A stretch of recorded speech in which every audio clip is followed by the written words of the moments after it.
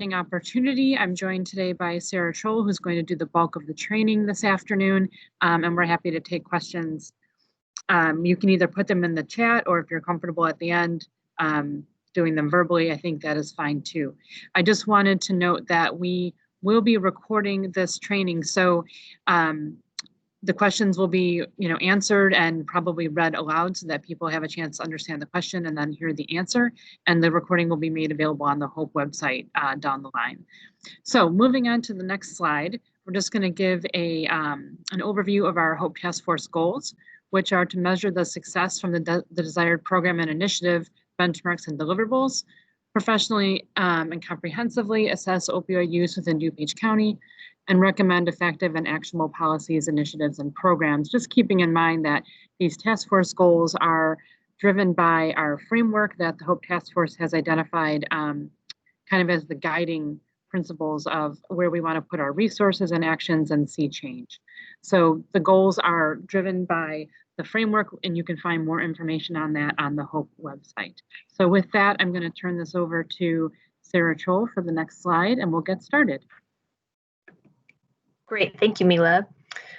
So I'm Sarah Troll, I'm the Population Health Coordinator at the DuPage County Health Department, and I'll be walking through the main components of the application today, touching on some points to make sure that they're clear, and then, as Mila mentioned, happy to take any questions. So this 2020 funding opportunity has $100,000 that have been made available by the DuPage County Board. The award range is between $10,000 and $50,000. And then the due date, of course, the important thing is Friday, October 9th, 2020 at noon. Regarding who's eligible to apply for this opportunity, we can accept applications from local units of government, from federally tax-exempt Section 501c3 charitable organizations, or from substance use disorder treatment providers that are licensed by the Illinois Department of Human Services Super Division. So an overview of what types of projects the HOPE Task Force is looking for this funding opportunity. The HOPE Task Force has a framework with 5 areas of focus, and for this opportunity have really narrowed it to 2.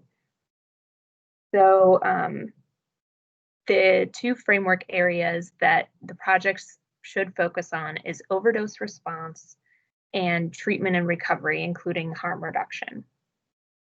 The proposed project should serve DuPage County residents.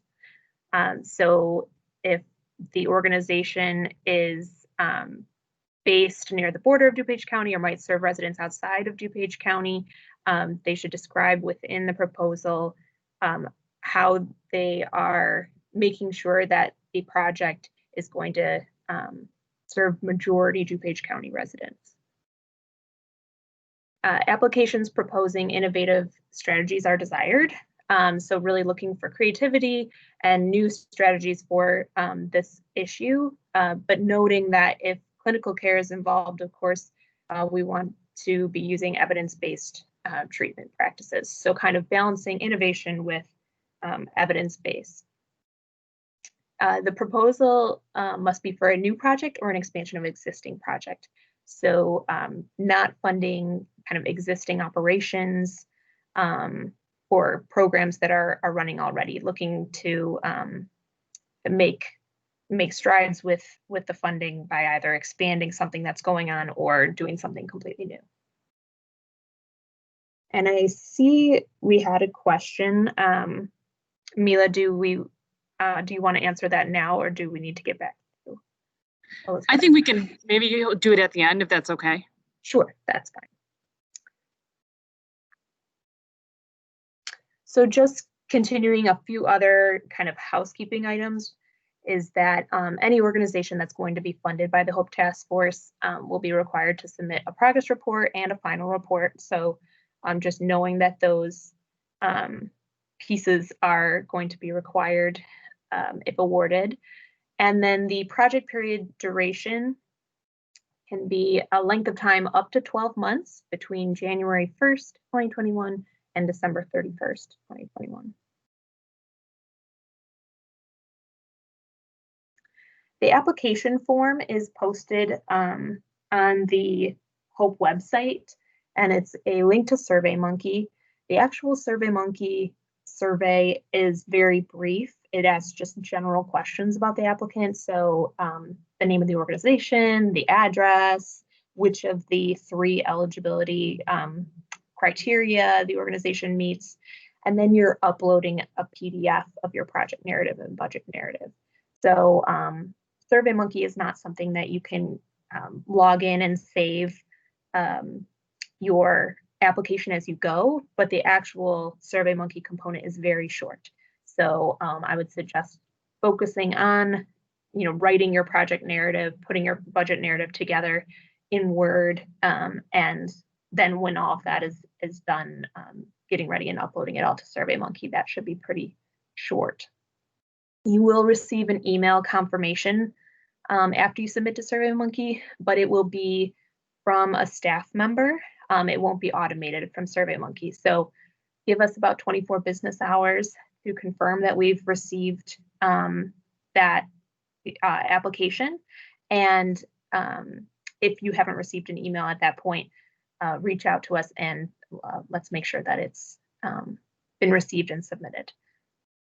And if you're closer to the deadline, feel free to reach out via email earlier just to make sure we have it. So the bulk of the application is really the project narrative and the budget narrative. The project narrative can be up to 3 pages, single-spaced, and it's comprised of 4 sections. The brief applicant description, the project description, expected outcomes and evaluation, and sustainability. And then there's points that go along with each of those. And I'm going to go through each one and just talk about really what the task force is looking for in each of those areas to learn about the project you're proposing. So for the brief applicant description, looking just to briefly describe the organization that's applying, including any history and experience relevant to the scope of the proposed project. So if it's related to treatment, what is your experience providing treatment? How long have you been doing it? Who do you serve? Maybe a mission statement, different things like that. Really just telling us who the organization is would be in the brief applicant description. And notice that that's not very many points. It shouldn't take up most space in your project narrative. So it's just kind of an intro. The project description should describe what it is that you want to do with the funding, including whether you're going to utilize best practices, best or evidence-based practices, and a timeline for activities. So explaining, what your strategies are, where you found them, if they're, again, evidence-based, or if you know other partners or municipalities that are using those practices, and then talking about what steps will be taking place over the next year or however long your project period is within those 12 months. And I'll talk a little bit more about the timeline. Yes, Jamie, I saw your question about points. Let me skip back a slide. So Jamie asked about how many points for each section. So brief applicant description is 5 points. The project description is 20 points. The expected outcomes and evaluation is 10 points, and sustainability.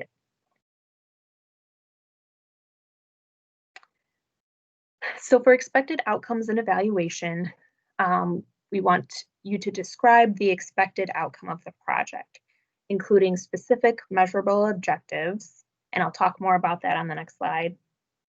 The number of unduplicated people that you are proposing to serve, and the percent of people served that are DuPage County residents.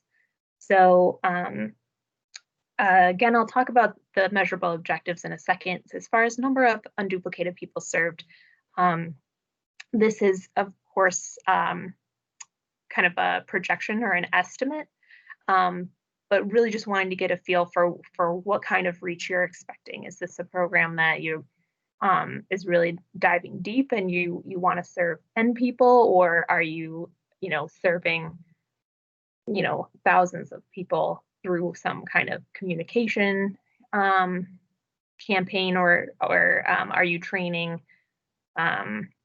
different organizations that have a set number of employees and you can give a better idea. So just knowing that that's a guess, of course, but then tell us your reasoning behind, why you think that you would be able to serve that many people or reach that many people with whatever your project is. So whether that's based on past experience or again, just the general shape of your proposal. And then percent of people served that are DuPage County residents. So again, because this is the DuPage County Hope Task Force looking to serve DuPage County residents. So if you know that you, for example, are a government agency that is only serving residents that are in DuPage County, then you can say, 100%, it's part of your eligibility. If you don't have that kind of criteria and you do serve individuals from outside DuPage County, then we'd be looking for some information here about your best guess as to how many would be DuPage County residents, and how you might, what strategies you'll be using to make sure that that we're really seeing an impact for residents here. Finally, how will work continue beyond Hope Task Force funding? So recognizing that we're looking for proposals that will expand a current project or create a whole new project, and that we're only talking about a maximum of a year. What do you see happening with the project after that funding ends, and how do you plan to sustain that work? So that section is worth 10 points. So I just want to talk a little bit more about SMART objectives and timeline, in case that's something that is not as familiar to those of you applying. So SMART objectives are specific, measurable, achievable, realistic. There's some other words that sometimes achievable, attainable, realistic, relevant, and then time bound. But the gist is that when you're starting out to do a project, you want to show what you're going to do, how you're going to measure it, and by when. And so you know whether it's been a success. So I've used two examples from our Impact DuPage Action Plan from our Behavioral Health Collaborative and the Hope Task Force. So you can see by December 31st, 2021, train 160 DuPage County EMS responders in mental health first aid. So we know that if by December 31st, 2021, we've trained 150 EMS responders, we haven't met our objective, because that measurable piece is very clear. It's not just train DuPage County EMS responders. There's a number that's measurable. The date tells us, when we're trying to get something complete by. And then the second example is similar. By December 31st, 2021, add 5 RX box units at different locations in DuPage County. So again, very specific, measurable, time bound, and then kind of more on the applicant as to whether that's realistic and achievable for your project. So that's an idea of SMART objectives, and really what we're looking for in, I'll go back a slide, that expected outcomes and evaluation section. So you describe your project in the section before that, and then when you're doing the expected outcomes and evaluation section, talk about really what are you trying to achieve during that project period, and how will you know if you're successful. The other thing that I touched on in project description was timeline. So you can just do a narrative description of activities that are going to take place during the project period, just so we have an idea of what activities are going to happen. Sometimes in grant applications, you include a work plan. We are not requiring that here, but you can include a table within that 3-page Word document if that's easier for you. So I just put an example here where you might say activity, we are going to, purchase our Xboxes, which kind of going off the example objective above. The staff responsible, particularly if you, in your funding opportunity, are requesting staff time as part of your budget, helpful to know what activities that staff member is doing. So it's very clear as to why funding is being requested for that staff member. And then the due date, so maybe by February we're purchasing the RX boxes. We're talking to different municipalities and getting buy-in for placement by April, that kind of thing. So again, you can write these out in narrative form, but just wanted to give a little more clarity as to what was meant by a timeline. So if it's simpler to do that, don't get bogged down by the example of the table. So that's the project narrative, and I'm happy to take questions on that at the end, but budget guidelines is the other major piece, is the budget. So a detailed budget using the provided template, and I'll show that next, must be submitted with the application. And then the following costs are not eligible. So treatment, scholarships, or clinical care for individuals. So note this came up in our last round of funding, that paying for staff salary that provide clinical services is allowable. So a counselor or some other support staff for the project is allowable. It's more the idea of saying this specific person, we're going to pay for them to go to treatment. This individual, that's not an eligible cost. So, and feel free to reach out for more clarity if that's needed throughout the period that the application is open. Conference-related expenses are not eligible. So whether that's conference registration or travel, that's not something that's acceptable this time. Sub-grants are not eligible. So applicants should be prepared to implement the project themselves and not sub-grant the funds to another organization to do the work. And then indirect costs are not eligible.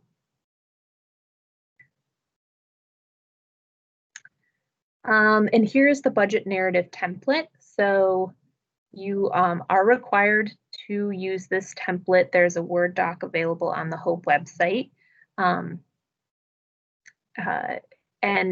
the it's very basic, the breakdown, with categories for personnel. So that would include salary, fringe benefits,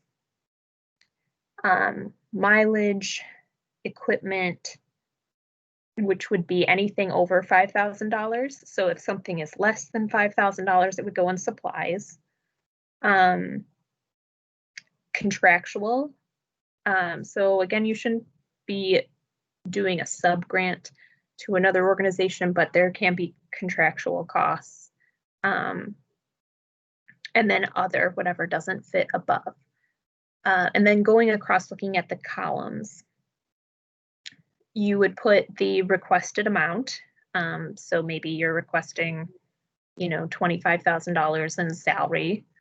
You can put an in-kind amount. So that would be anything that your organization or another funding source is contributing to this same project. So maybe you are saying, I'm going to ask for half of this person's salary, and then, we're going to pay the other half for this project, and they're going to be full-time to the project.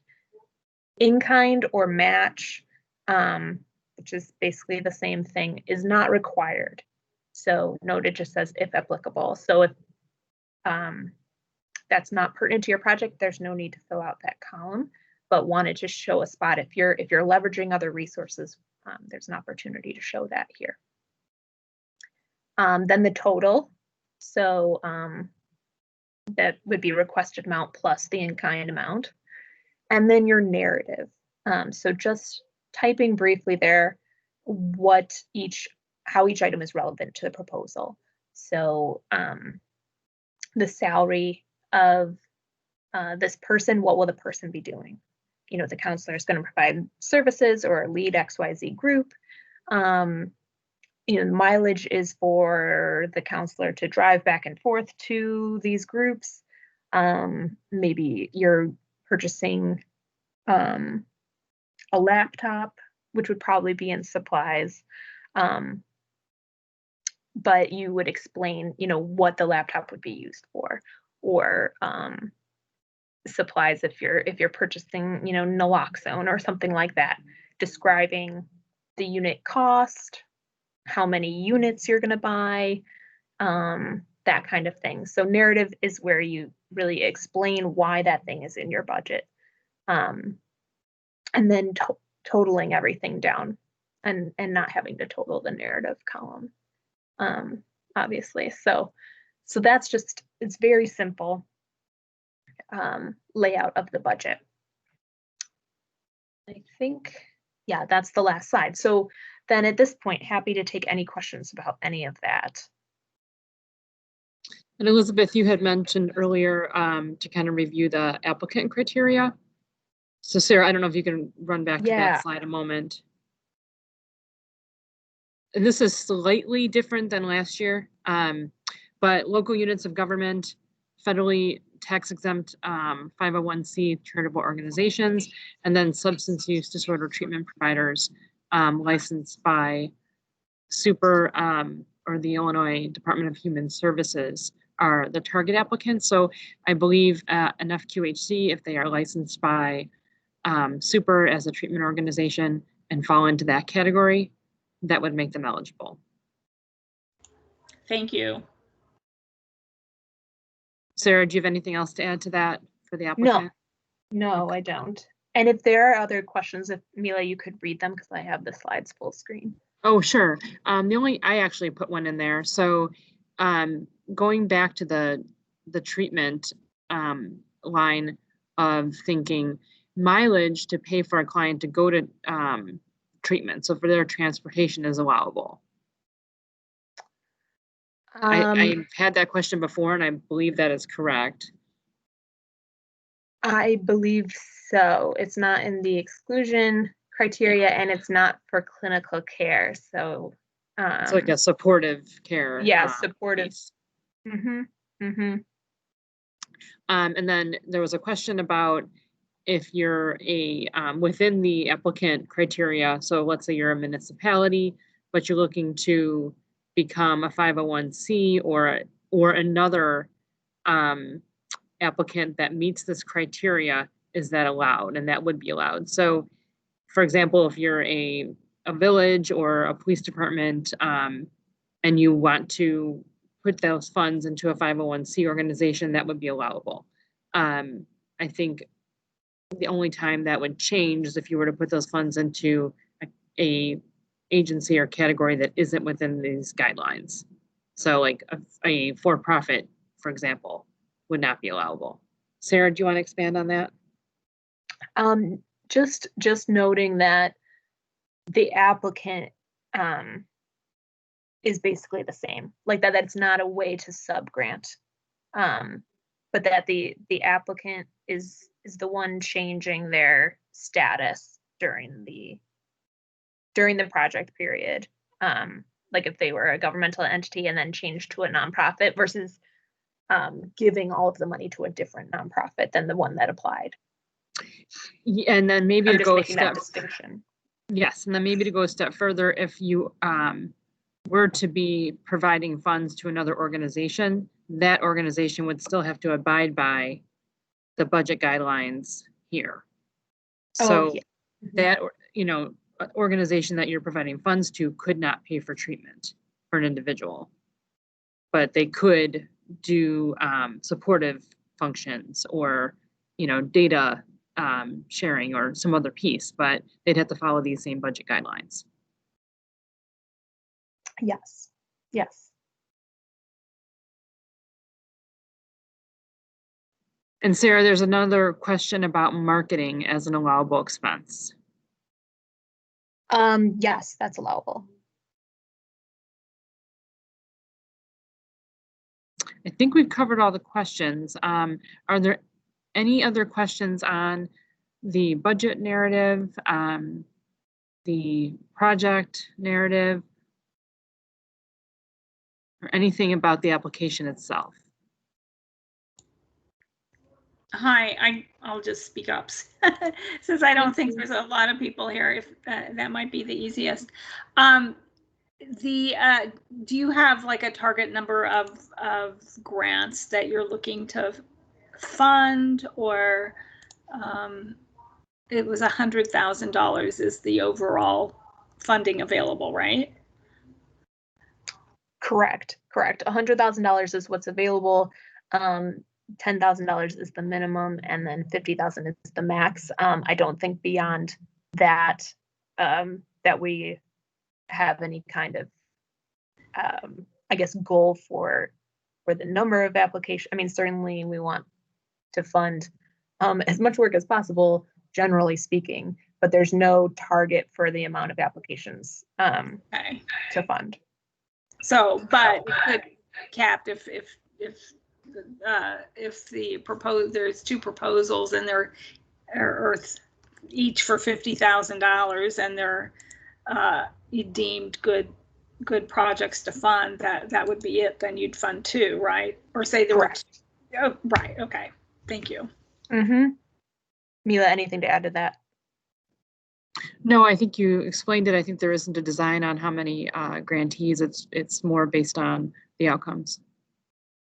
Mm-hmm. Mm-hmm. And the proposals are scored, and so yes. So if the the ones through the review process that selected were $250,000 versus $10,000 proposals or some combination, it's on the merit of the application and project.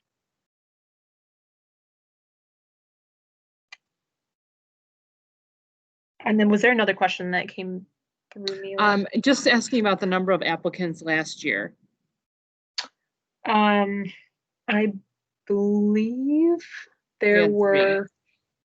Oh no, awardees. We had 3. Oh, I'm sorry. Awardees are grant. So applicants, I'm thinking 14 or 15. That's all right, Sarah? Yes. And then grantees, we had 3. Mm-hmm. And then there's a follow-up question to if the amount requested is not agreeable, would we counter offer if we believe in the program? So Jamie, I think that might be your question. If I didn't explain it well, please chime in. Yeah, no, that's, excuse me, that's what right? I'm asking. Okay. So because the city does something similar, but if they say, you can ask for a certain amount, and then if they say, okay, we believe in what you're doing, but we can't give you that amount because there's 10 people we want to give money to, then they give a different amount. So I'm just curious if you guys do that. Doesn't sound like it. Just wanted to check. I think that did happen in the last round, so I don't think it is out of the realm of possibility. I kind of think it will depend on the review process. So not something to, I guess, plan on or count on. Mila, would you agree? I would agree. It did happen last year, and I think it's hard to anticipate, until they the reviewers have a chance to see how many applications come in and how many can be scored and how many can be funded. But I think it's hard to anticipate, Jamie. It's possible. I think the desire is to fund the project as it's submitted. So we shall see.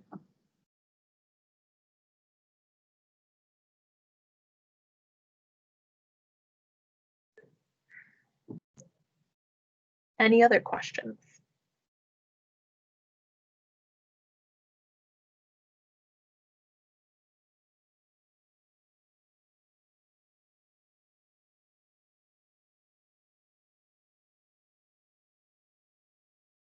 And Sarah, before we wrap up, would you Mhm. just kind of go through the process if questions come in via email during the open application time, how that goes? Yes, so on the website that has the funding opportunity information, it has my email address. If you have questions during this application period, you can send me an email with that question. We will review it and then we will post an FAQ document on the website and continually update it. So those of you that registered for this webinar, were added to a contact list. And there's also a link to sign up for that contact list on the website. So that way you can be notified anytime we put an updated FAQ document on the website. So, so the process is to email me your questions, and then we will respond by updating the FAQ document or starting an FAQ document as the point, as it may be, and then notifying anyone on our contact list that that FAQ doc has been updated or posted.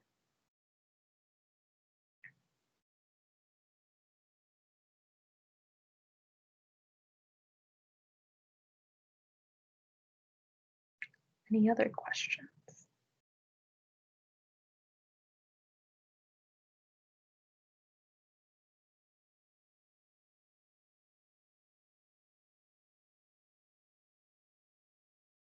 Okay. Then thank you very much, and feel free to reach out if you think of anything after this webinar. We will post the recording for those that couldn't be here, and we wish you luck.